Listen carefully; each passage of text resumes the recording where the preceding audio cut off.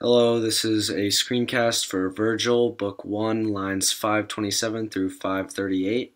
At this point in the story, Ilionis is now leading a group of Aeneas's followers who, at this point, do not actually know whether Aeneas has survived the storm at sea.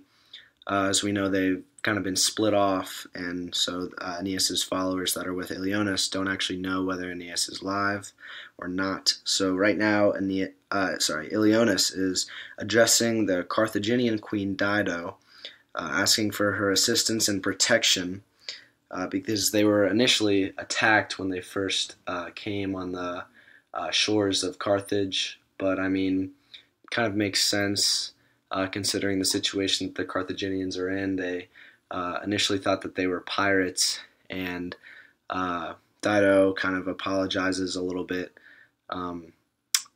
after Ilionis' speech here. But right now, basically, Ilionis is kind of summarizing the purpose of the Trojans' journey and gives the queen kind of a brief introduction to the character of Aeneas, which we actually don't get to see in our section of his speech. But yeah, let's get into it. So I've kind of broken up the text here for you a little bit. You probably know it's hard to translate Virgil's Aeneid just because of how he writes things in a very poetic way. So it's hard to piece things together sometimes. So I've kind of done that for you a little bit here. So we have this non-nos, an alliteration there to kick things off. This non-nos venimus would be translated as we have not come. And then this out would be translated as either or. So we have not come either to populare penatis. So another alliteration there, the PP.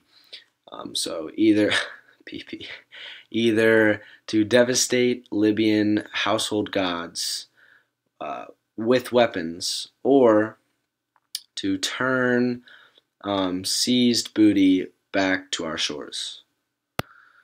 So we have this force is not in our minds, and then there's an est implied here because this force is not in our minds.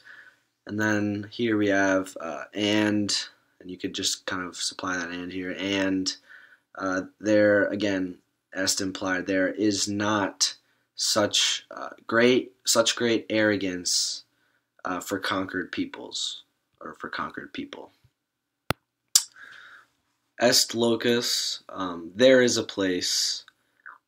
The Greeks call it Hesperia by name, an ancient land, powerful in arms and in the fertility of its soil. And this is actually translated as a lump of earth. But here more means soil, so you could call that a synecdoche. So again, powerful in arms and in fertility of its soil.